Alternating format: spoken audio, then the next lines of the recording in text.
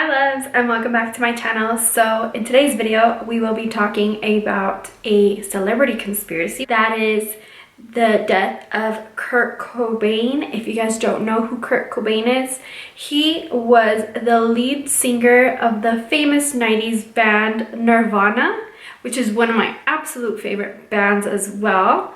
So let's get right to it. So Kurt Cobain was born on February 20th in 1967, and he played guitar in the very popular band Nirvana.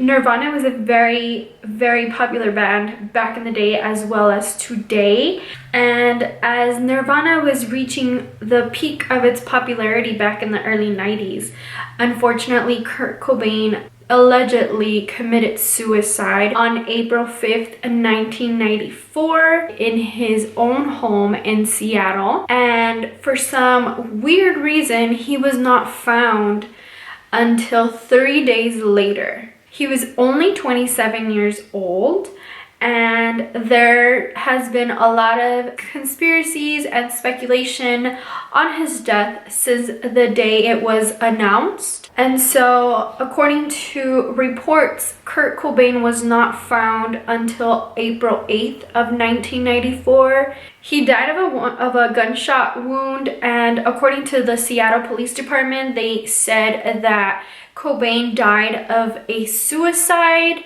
But like I said, a lot of speculation has been surrounding his death since. Kurt Cobain also left a suicide note, and we will get into that towards the end of this video.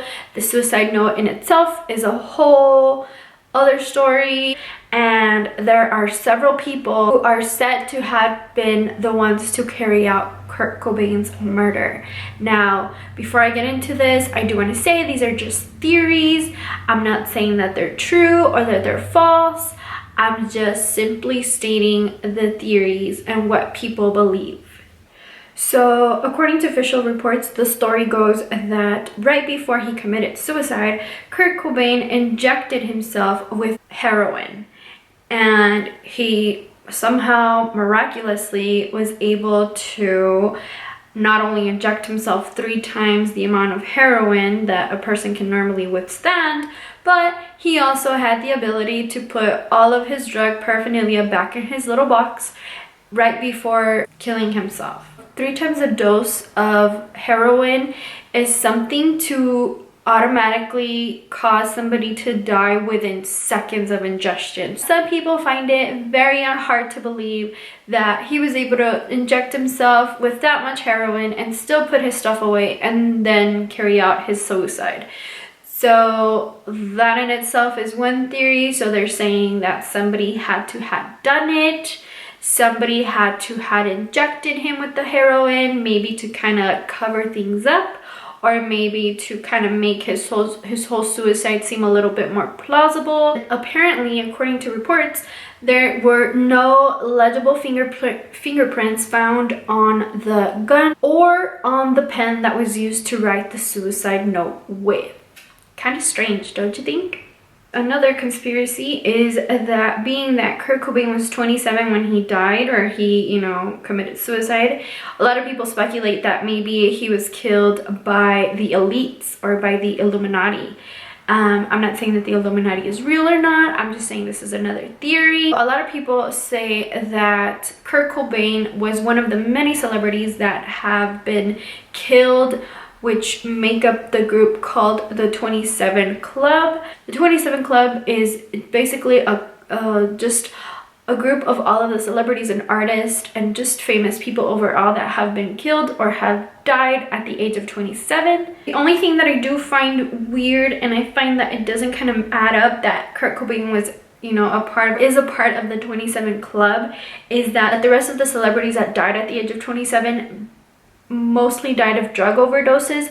And while Kurt Cobain did have a lethal amount of heroin in his system, according to medical examiners, that is not what he died of. He died of the gunshot wound, which is why a lot of people speculate that possibly the heroin was injected to him after the fact, after he had been shot. Another person that is said to be suspected in Kurt Cobain's death is his very own ex-wife, Courtney Love.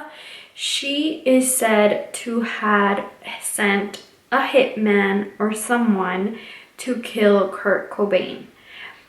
At the time that Kurt Cobain died, him and Courtney were going through a divorce. And back in March of 1994, according to Courtney, around that time in March, she had supposedly found Kurt Cobain one morning unconscious, saying that he had ingested, I think it was over 50 pills in an attempt to commit suicide, although a lot of people speculate that that is a false story. People close to Kurt claim that he was never suicidal, that he loved his daughter and he loved music.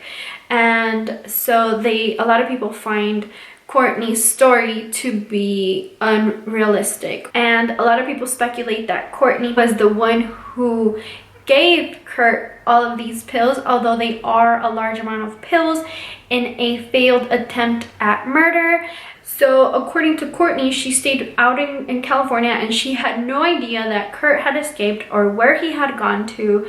So she apparently hired a private investigator by the name of Tom Grant. But unfortunately, by the time that Grant found Kurt, it had already been too late. It had been 3 days after his death. So being that Kurt had obviously been found, then Grant decided to hunt down Kurt's killer. He believed that it was somebody, he didn't know who, that killed Kurt, and he was set out to find out his killer. And another interesting little piece is that Kurt Cobain's own grandfather also claims that Kurt was murdered. And in a strange twist of events, Kurt's own father-in-law, Courtney's dad, claimed his own daughter was the cause of Kurt Cobain's death.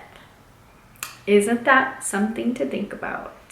And one of the reasons why people believe that Courtney is the one that killed Kurt is because since they were in the midst of getting a divorce, it is said that Kurt cut out Courtney out of his will. That is said to have been enough motivation for Courtney to want to have her husband murdered.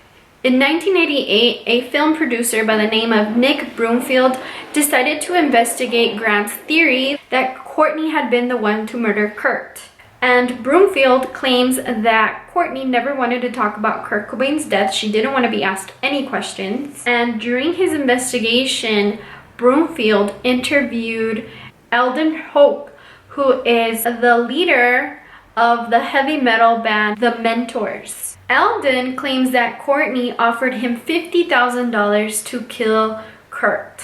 And he claims that the murder was carried out by somebody of the name Alan, who a lot of people speculate to be Alan Wrench from the band Road Whore.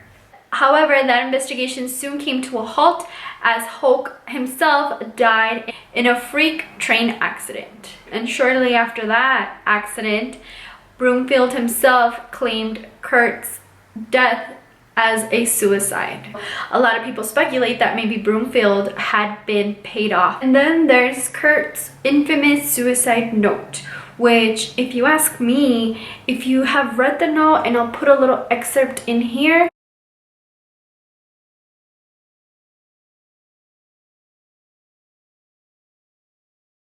It sounds like lyrics from the beginning to about the last few couple lines, which are written out very spaced out and larger than the rest of the note. It reads, "Please keep going, Courtney, for Frances, for her life, which will be so much happier without me. I love you, I love you." And whoever it is that, you know, took his life found that paper, thought it made perfect sense to use it as a suicide note, and just added on those last few lines to it to make it seem a little bit more believable, which is totally plausible because, like I said, the whole entire letter just sounds like lyrics. Like, it sounds like lyrics to me. And even though it has been 20 plus years since Kurt Cobain's death, the Seattle Police Department claims that they get calls and emails daily from people asking them to reopen this case.